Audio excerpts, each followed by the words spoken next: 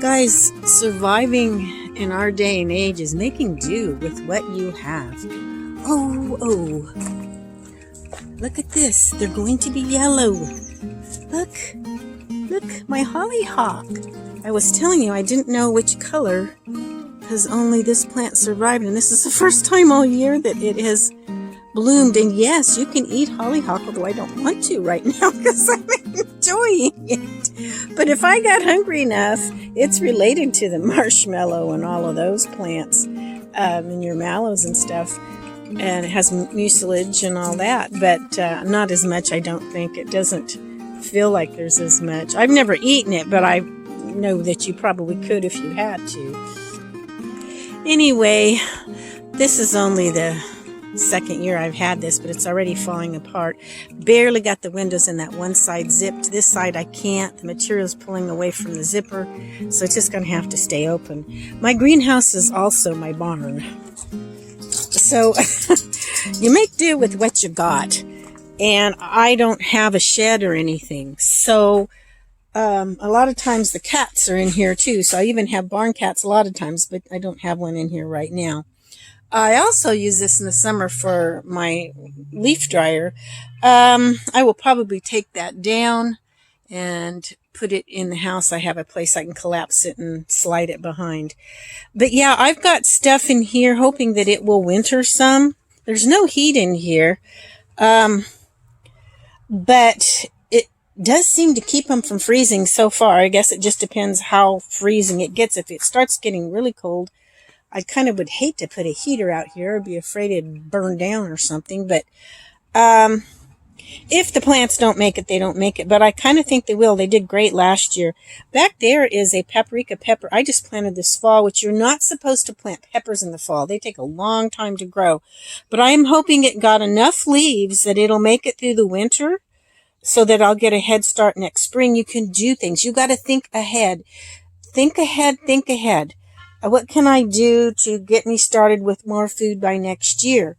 I will get some peppers and stuff from this greenhouse a little bit longer, moving it in here. These are hot banana peppers.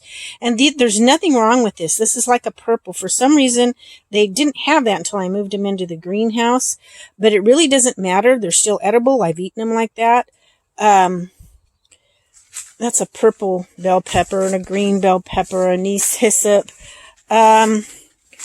There's a lot of things I have. This is growing out of the floor of the greenhouse. And there's also, look here, plantain down there. And I didn't pull that out because sometime this winter, I may want some fresh plantain for something. I didn't pull this out either because I can use it. That's in a pot, the same plant, but in a, same kind of plant, in a pot behind it. And then I moved this green stalk in here with my strawberries to protect them from the winter. I'm going to try to let these grow as long as I can, because usually it takes about 10 months for ginger. Not sure about turmeric, but it's related to the ginger, so probably pretty close to that with this. If I never get much out of the roots, it doesn't matter. The plants are so beautiful. I just love growing them. Turmeric plants are just absolutely gorgeous. And of course, I've got a little bell pepper plant there. But you got to think about doing things like this if you can, if it's at all possible. It took me several years before I could get my greenhouse. But I finally got one. And you just have to work at things the best that you can. Now, I do have some lights, grow lights for in the spring. I may try to start some plants early. I don't have a whole lot of them, but it's slightly raining. I don't know how much I can do out here. When you're looking around, I was showing the other day, and I'll put a link below to that video in case you didn't see it, some herbs that grow in the wild and that are safe, that are related to the mint family, like horehound. You'd never think that would be in the mint family probably, but it is. And it grows wild. Anyway, I talk about that a little bit too. It's just a short video.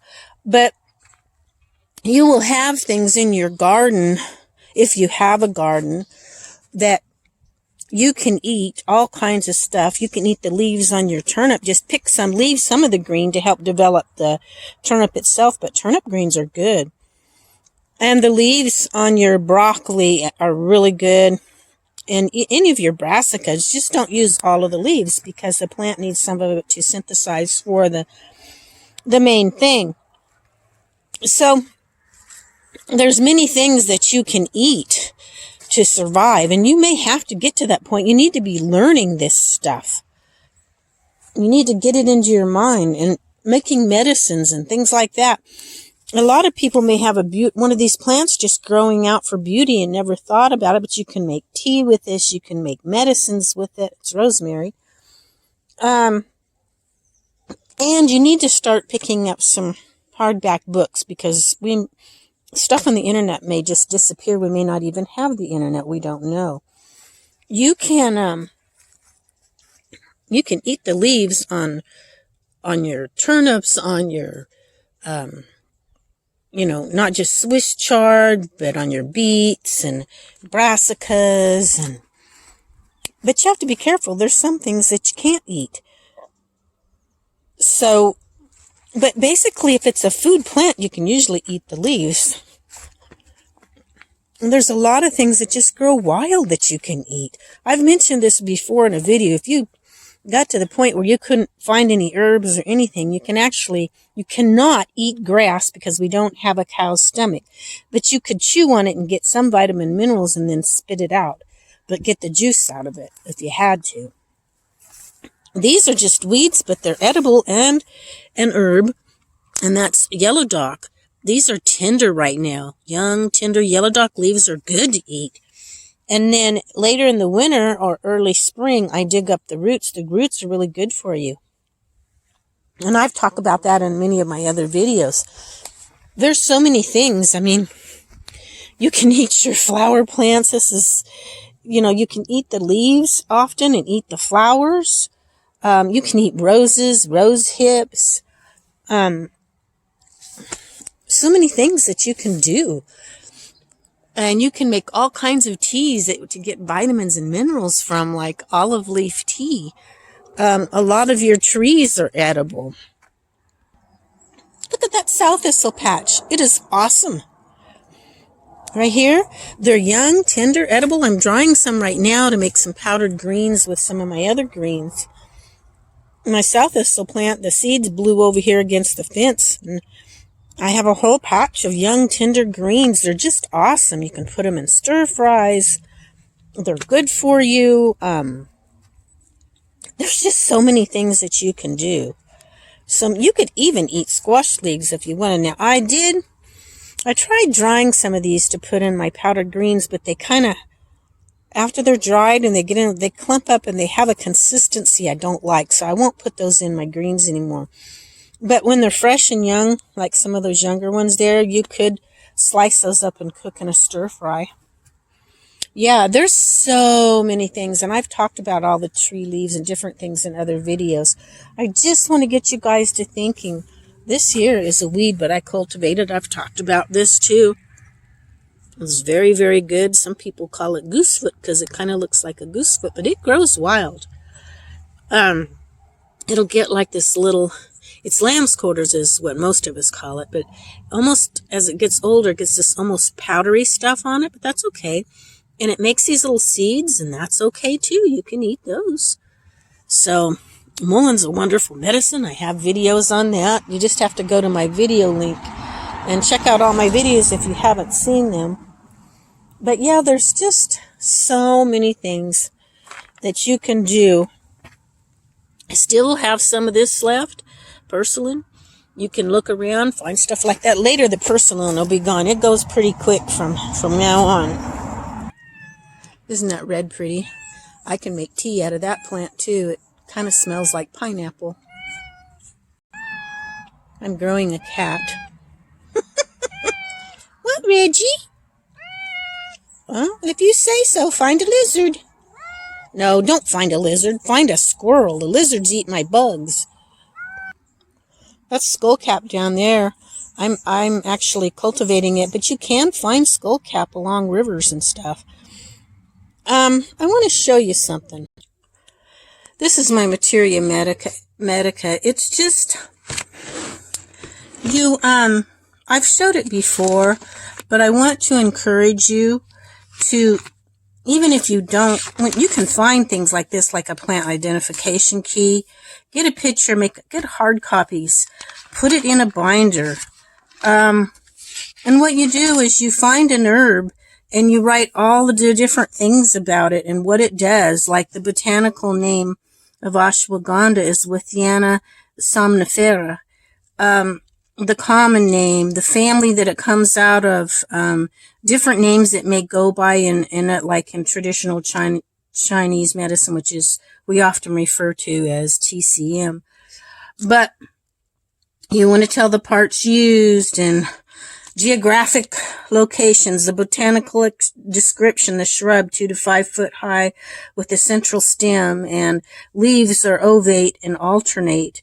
Branches extend radially and hairy, smooth orange red berries. Then you tell the uses, and I have a lot of articles also I put in this section with it. But you put your what's called a monograph in here, and then you can put other stuff. You don't have to, but I do. I put other stuff about it.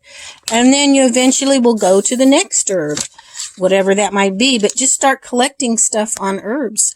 And you can learn a lot that way going through, and you have a hard copy of it. You don't have to rely on the internet. I would get books and magazines, anything hard copy of stuff. And I don't have a whole lot of those, but I do have some. So, that's something that you can do. And I try to share information with you guys all the time. I'm going to give you a link in the bottom of this video. Will take you where my videos are at in case you're not sure about navigating through someone's, how to navigate through their channel or something. I'll give you the direct link to the video section and then have all my videos below, and just scroll through there. I have all kinds of videos and all kinds of stuff if you want to learn about herbs and plants and things like that. Like I have one here on elder, and you just go through all of this and you write about it. Like one time in one of my pots a few years back, I found this little plant. And usually you'll draw a picture of it, and you may cut some pictures out, but it's helpful if you draw it because it helps you to remember what it looks like. At first, I didn't know what it was. I had to look it up, but it was growing wild, and I thought, I wonder if it's edible. So I started looking it up, and it's a garden cress. It is edible, and it was actually really good. Once I found out it was edible, then I would eat it because it was, and it was really, really good. But you can add that to your book as well. So, yeah, there's so many I haven't put in here because I have so many projects I work on. I need to do a whole bunch more. I'm going to need another binder to start volume 2 of it. But this is kind of an idea. Now, another thing that I do that you might want to do, first of all, let me say it'd be really great if you took a first aid class, because it could get to a situation where you can't get to the doctors. Well, look, so many of them are being kicked out of the hospitals that are wonderful nurses and doctors that have a mind of their own and don't want to follow what's being told about a certain thing. So start a binder on herbal remedies or herbal first aid. And then when you find things, make copies of it, write it down. Like this is airway, bleeding and cardiovascular, musculoskeletal issues, broken bones. It tells how you should immobilize. A magazine folded and duct tape works good. Comfrey is a knit bone, poultice area, hound's tongue, but with that one you don't want to take it internally. See, these are notes that I had. Respiratory system, puncture wounds. I got more too. I'm just skipping. Stomach aches. Just put stuff that you know and kind of a quick first aid booklet. Now, I did take some classes and I was scribbling notes down as fast as I could. So, you might put your notes from classes for different types of things from a class that you're taking. Like this one talks about, let's see, heavy or light, or arterial or venous. Heavy arterial, you got to stop the bleeding. If it's a light, like from the veins, and it tells you how to proceed with it, what to do. You want to keep away from anaphylactic shock and stuff like that. It tells how to, if you stop and somebody's hurt, and how to, like, introduce yourself, ask permission, say, can I help, and keep the person warm and comfortable so that they don't go into shock. I mean, these are just all kinds of different things that I picked up here and there. You want to start collecting that kind of stuff. If you can find a magazine that talks about it or books that talk about it, have that. But if you can take classes, and when you write something down, it helps you to remember it a little bit easier. But it's good to keep all of it because you might forget some of it. I do. And like I put in here, a starting simpler formula for a gut healing tea. Advanced herbal formulation, and I talk about, that was another class that I took and notes that I took. My handwriting is not great because I'm scribbling it down as fast as I can. How to make a drawing salve to draw out, I don't know, you might have a sliver or something that you need drawn out. And I talk about the herbs that go with that. So, I mean, there's just, yes, it took time for me, but you can start now. What you get now might save your life, even if you don't have as much info as I do. And this isn't a whole lot. I mean, I've got other stuff. These are all notebooks I've taken notes on that kind of stuff with, but I put some of my main stuff in this one, so it would be right at my fingertips. Just some ideas. Go to, like, I Tractor Supply sometimes. Let me show you. Sometimes Tractor Supply will have an herb book like this. I like the Herb Quarterly. Sometimes you can pick that. It's kind of expensive, but that's why I don't have too many of them. But once in a while when I find one that really has some good information, this had some stuff about mushrooms, and I don't know much about mushrooms. So, a little bit, but not really. I'm not real learned in that. So, yeah, it's great. You will have this at your fingertips. And I'll tell you something else that I got. I'll have to dig it out. It's a thumb drive. But I got a whole bunch of stuff from Mother Earth News. They sold a thumb drive that had all kinds of information on it. And so I've got that thumb drive. So if the internet goes down, I can just stick it in my computer and I'll still have a lot of information I can be looking up. So yeah, just some ideas of a few things that you can think about and a few resources.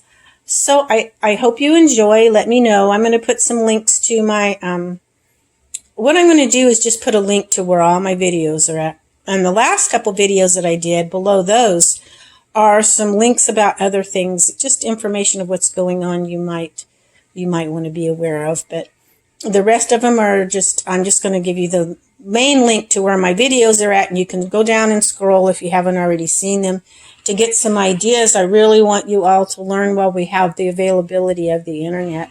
I just think it's so important. People don't realize how important herbs and plants are, I think. But anyway, God bless you all, and we will talk to you next time.